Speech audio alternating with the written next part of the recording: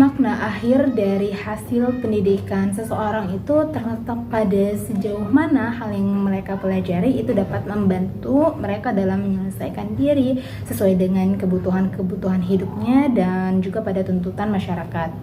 Dengan pengalaman, pengetahuan, kecakapan, minat, dan sikap akan membentuk seseorang menjadi pribadi seperti apa yang dia miliki sekarang dan juga akan menentukan kepribadiannya di masa mendatang. Kemampuan adaptasi dipengaruhi oleh kondisi fisik, mental, dan juga emosional yang nantinya akan menentukan proses adaptasi berjalan dengan baik atau tidak.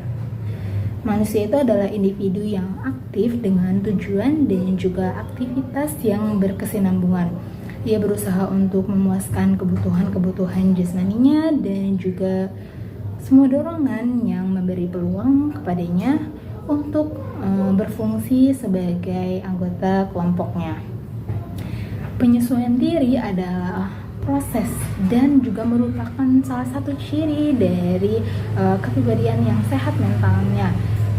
Ia memiliki kemampuan untuk mengadakan penyesuaian diri secara harmonis, baik itu terhadap diri sendiri maupun terhadap lingkungannya.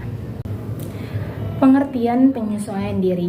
Jadi penyesuaian diri dapat diartikan ke dalam 4 poin. Yang pertama, adaptasi, yaitu dapat mempertahankan eksistensinya atau bisa survive dan memperoleh kesejahteraan jasmaninya dan rohaninya, serta dapat mengadakan relasi yang memuaskan dengan tuntutan sosial.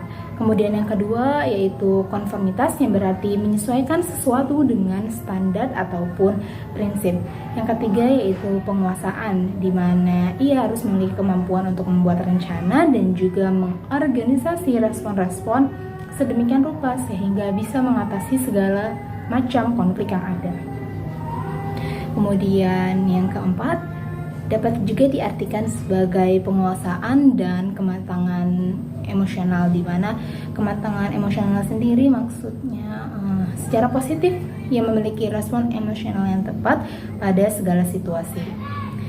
Dengan demikian dapat disimpulkan bahwa penyesuaian adalah usaha manusia untuk mencapai keharmonisan pada diri sendiri dan juga pada lingkungannya. Kemudian yang kedua di sini ada proses penyesuaian diri. Jadi penyesuaian diri itu adalah sebuah proses bagaimana seorang individu itu bisa mencapai keseimbangan diri dalam memenuhi kebutuhannya sesuai dengan lingkungan. Seperti yang kita ketahui bahwa penyesuaian yang sempurna itu nggak pernah tercapai.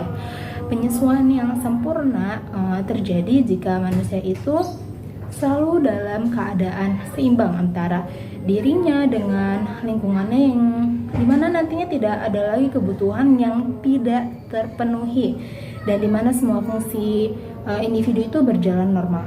Sekali lagi ditegaskan bahwa penyesuaian yang sempurna seperti itu tidak akan pernah dapat tercapai. Karena itu penyesuaian diri itu lebih bersifat sebagai suatu proses yang panjang atau lifelong proses, dan manusia secara terus-menerus berupaya menemukan dan juga mengatasi segala tekanan dan tantangan guna mencapai pribadi yang sehat. Respon penyesuaian baik atau buruk secara sederhana itu bisa dipandang sebagai suatu upaya individu untuk mereduksi ataupun menjauhi ketegangan dan juga memelihara kondisi-kondisi keseimbangan yang lebih wajar. Penyesuaian adalah suatu proses ke arah hubungan yang harmonis antara tuntutan internal dan juga tuntutan eksternal. Sehingga dalam proses penyesuaian diri dapat saja muncul konflik, tekanan, frustasi, dan juga individu didorong meneliti berbagai kemungkinan perilaku untuk membebaskan diri dari ketegangan. Kemudian poin selanjutnya saya akan bahas mengenai karakter penyesuaian diri. Jadi tidak selamanya individu itu berhasil dalam melakukan penyesuaian diri, karena terkadang ada saja rintangan yang menyebabkan seseorang tidak berhasil melakukan penyesuaian diri. Rintangan-rintangan itu mungkin terdapat dalam dirinya ataupun mungkin berada di luar dirinya. sehingga dalam hubungannya dengan rintangan-rintangan tersebut ada manusia yang dapat melakukan penyesuaian diri secara positif dan juga negatif. Nah, berikut saya akan menyampaikan mengenai ciri-ciri penyesuaian diri secara positif. Yang pertama, tidak menunjukkan adanya ketegangan emosional. Yang kedua, tidak menunjukkan adanya mekanisme psikologis. Yang ketiga, tidak menunjukkan adanya frustasi pribadi. Yang keempat, memiliki pertimbangan rasional dan pengarahan diri. Yang kelima, mampu dalam belajar. Yang keenam, menghargai pengalaman. Dan yang terakhir, bersikap realistis dan juga objektif. Penyesuaian diri secara positif. Mereka yang tergolong mampu melakukan penyesuaian diri secara positif ditandai dengan hal-hal berikut. Yang pertama, tidak menunjukkan adanya ketegangan emosional psikologis, tidak menunjukkan adanya mekanisme-mekanisme, lalu tidak menunjukkan adanya frustasi pribadi, selanjutnya memiliki pertimbangan rasional dan pengarahan diri, dan mampu dalam belajar, menghargai pengalaman, selanjutnya bersikap realistik dan objektif. Nah, dalam melakukan penyesuaian diri secara positif, individu akan melakukannya dalam berbagai bentuk, antara lain yang pertama, penyesuaian dengan menghadapi masalah secara langsung, penyesuaian dengan melakukan eksplorasi atau penjelajahan, penyesuaian dengan trial and error atau coba-coba, penyesuaian dengan substitusi atau mencari pengganti, penyesuaian diri dengan menggali kemampuan diri, penyesuaian dengan belajar, penyesuaian dengan inhibisi dan pengendalian diri, dan penyesuaian dengan perencanaan yang cermat. B. Penyesuaian diri yang salah. Kegagalan dalam melakukan penyesuaian diri secara positif dapat mengakibatkan individu melakukan penyesuaian yang salah. Penyesuaian diri yang salah ditandai dengan berbagai bentuk tingkah laku yang serba salah, tidak terarah, emosional, sikap yang realistik, agresif, dan sebagainya. Ada 3 bentuk reaksi dalam penyesuaian yang salah, yaitu yang pertama, ada reaksi bertahan, defense reaction. Individu berusaha untuk mempertahankan dirinya seolah-olah tidak menghadapi kegagalan. Ia selalu berusaha untuk menunjukkan bahwa dirinya tidak mengalami kegagalan. Bentuk khusus reaksi ini antara lain ada rasionalisasi, yaitu bertahan dengan mencari-cari alasan untuk membenarkan tindakannya. Lalu ada represi, yaitu berusaha untuk menekan pengalamannya yang dirasa kurang enak ke alam bawah sadar. Lalu ada proyeksi, yaitu melemparkan sebab kegagalan dirinya kepada pihak lain untuk mencari alasan yang dapat diterima. Yang terakhir ada sour grapes, anggur kecut, yaitu dengan memutarbalikkan kenyataan. Yang kedua ada reaksi menyerang, aggressive reaction. Orang yang mempunyai penyesuaian diri yang salah menunjukkan tingkah laku yang bersifat menyerang untuk menutupi kegagalannya. Ia tidak mau menyadari kegagalannya. Reaksi-reaksinya tampak dalam tingkah laku, selalu membenarkan diri, mau berkuasa dalam setiap situasi, mau memiliki segalanya, bersikap senang mengganggu orang lain, dan menggertak baik dengan ucapan maupun dengan perbuatan, dan masih banyak lagi. Yang ketiga, ada reaksi melarikan diri, escape reaction. Dalam reaksi ini, orang yang punya penyesuaian diri yang salah akan melarikan diri dari situasi yang menimbulkan kegagalannya. Reaksinya tampak dalam tingkah laku sebagai berikut. Berfantasi, yaitu memuaskan keinginan yang tidak tercapai dalam bentuk angan-angan, seolah-olah sudah tercapai.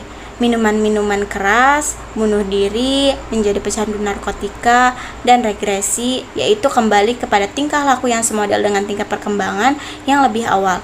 Misal, orang dewasa yang bersikap dan berwatak seperti anak kecil dan lain-lain.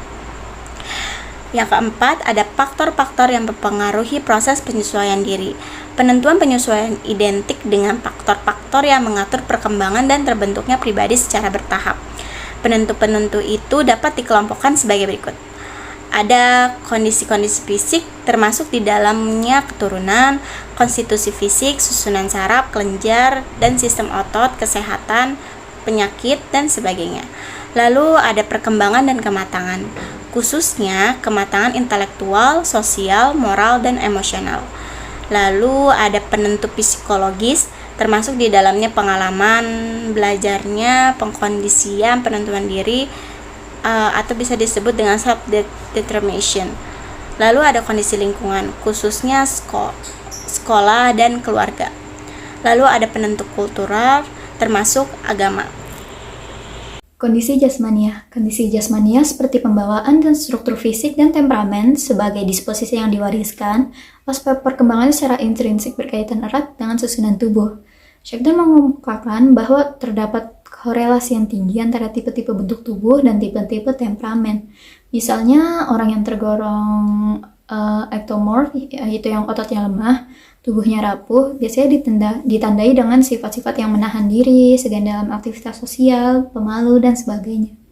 Dan karena struktur jasmaniah merupakan kondisi primer bagi tingkah laku, maka dapat diperkirakan bahwa sistem saraf, kelenjar, dan otot merupakan faktor yang penting bagi proses penyesuaian diri.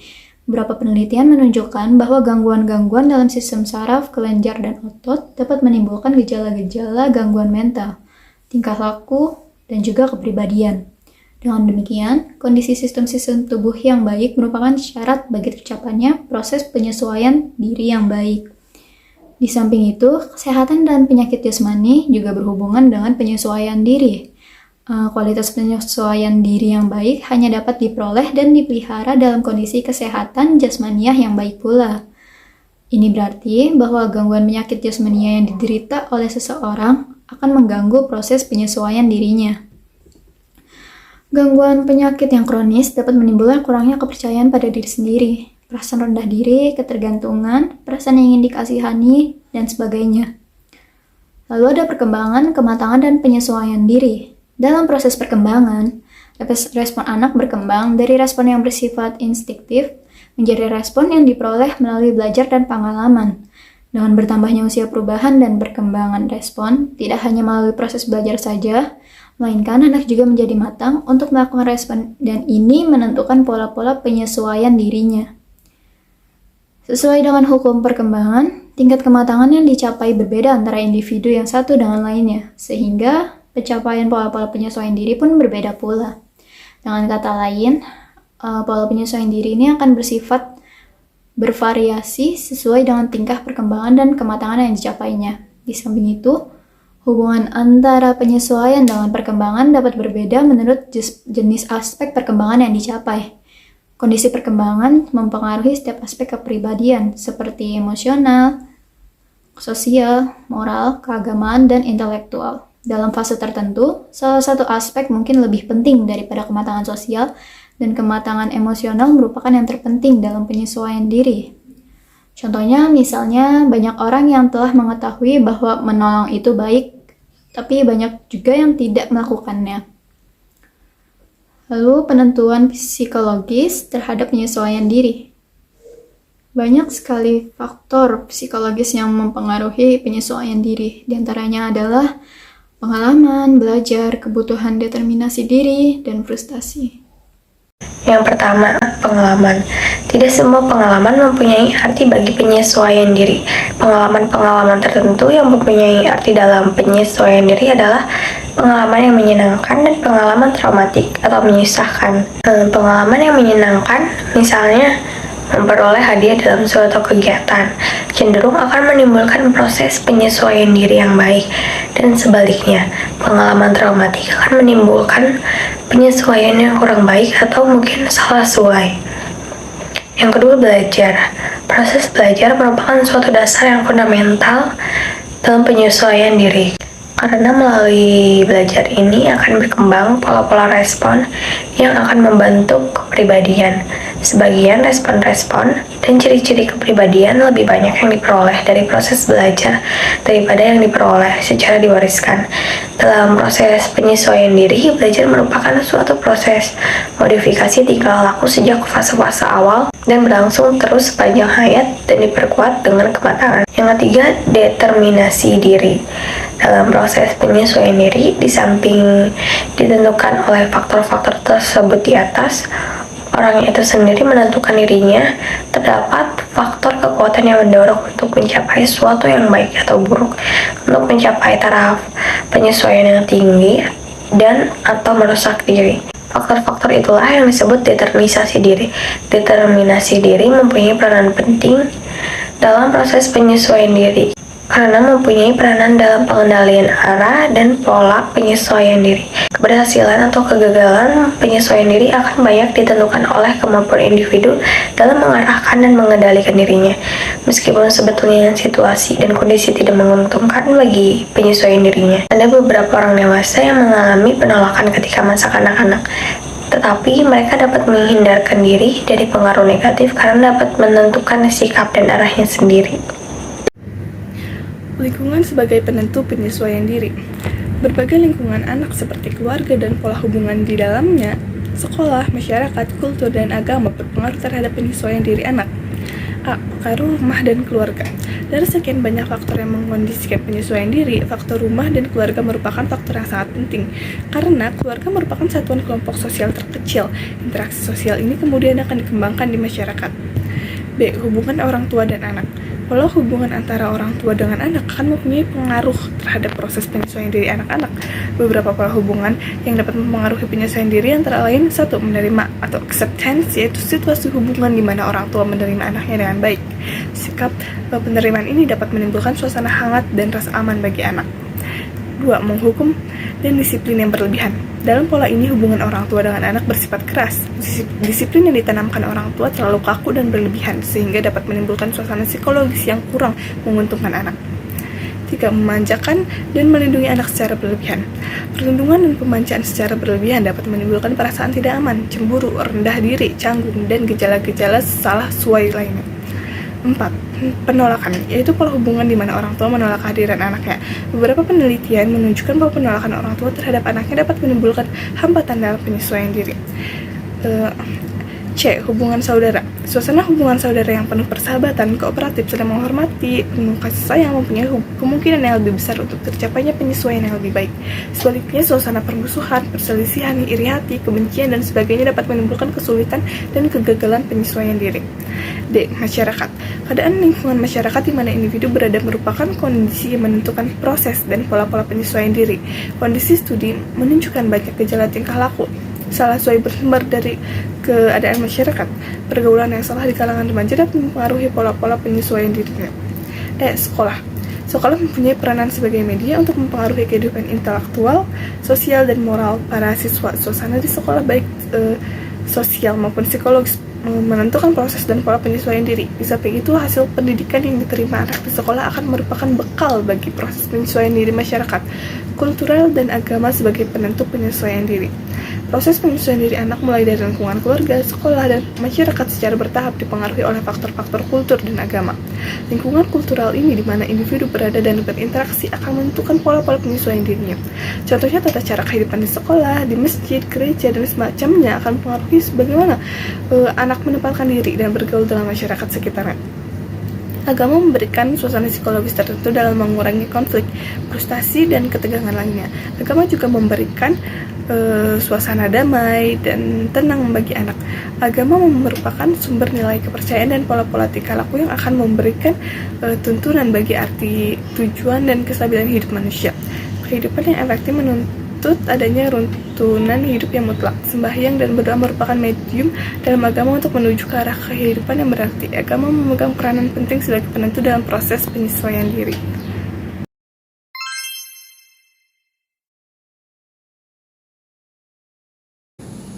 Permasalahan penyesuaian di remaja di antara persoalan terpentingnya yang dihadapi remaja dalam kehidupan sehari-hari yang menghambat penyesuaian diri bukan lain adalah orang dewasa atau orang tua mereka sendiri.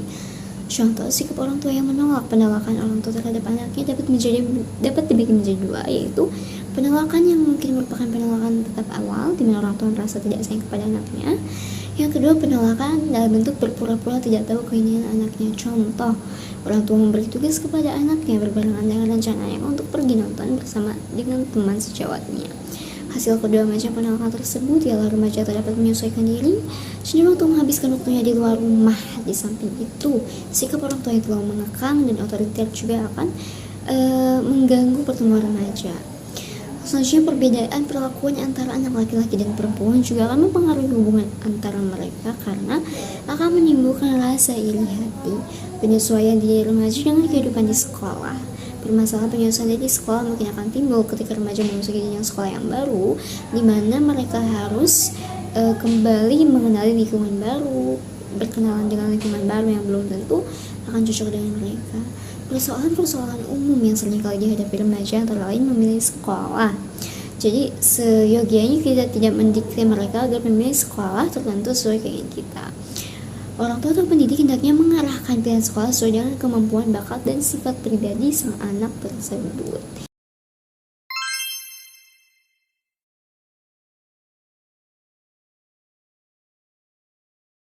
Lalu ada implikasi proses penyesuaian remaja terhadap penyelenggaraan pendidikan. Lingkungan sekolah mempunyai pengaruh yang besar terhadap perkembangan jiwa remaja.